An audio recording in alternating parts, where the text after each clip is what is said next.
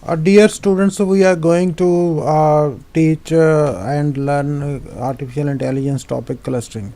So there are two types of clustering. So one is supervised and second one is the unsupervised. In first one supervised, so there is data as well as with the labels, and in unsupervised, so there is data without any labels.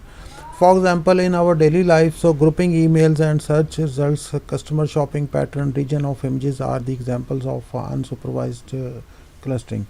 So clustering involves grouping of similar objects into a set known as cluster. Objects in one cluster are likely to be different when compared to object group under another cluster.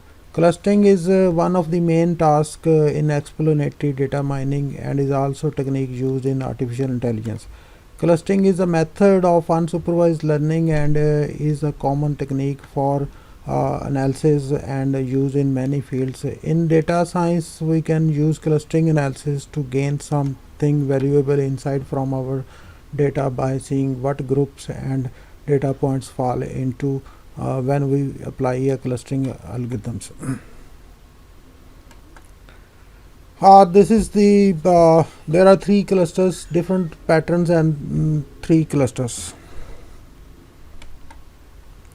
This is also one pictorial representation. So few clusters algorithms for flat data. So there are three known algorithms. K means mixture of Gaussians and spectral clusterings. This is the example from the image analysis and digital photo. So shows that about breaking of image into meaningful similar regions. K-mean algorithm is used and have three steps, and in first step, so there is pick of random points as cluster centers, and in second step assign data points to closest cluster centers, change the cluster center to the average of its assigned points, and last when there is no change in the mean values, so stop. Again there is a way so in which the mean values are shifted from one point to other point is indicated in this photo. The implementation of this clustering in images, so on right side so there is original image, and on left side so the image is divided into two segments, so shown very clearly.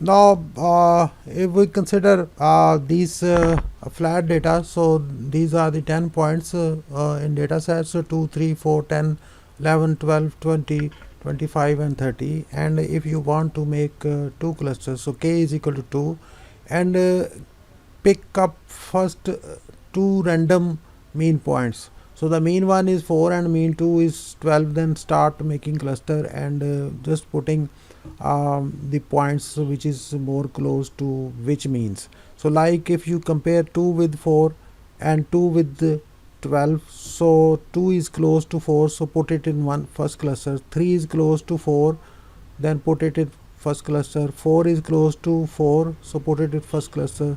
So 10 is more close to second mean, so 12, so put it in second cluster, and 11 is more close to 12 as compared with 4, so put it in second cluster. 20 is more close to 12, 25 is more close to 12, 30 is more close to 12.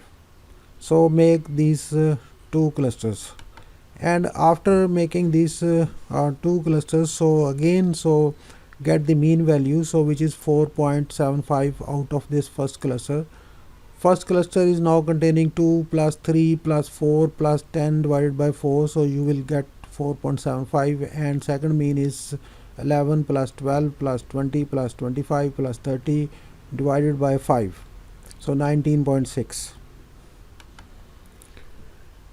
And again for simplicity, so if you round this 4.75 into 5 and 19.6 into 20 and start comparing these data points with new mean values, So either we can compare these values or the original, the main data point values. So just compare 2 with 5 and 2 with 20.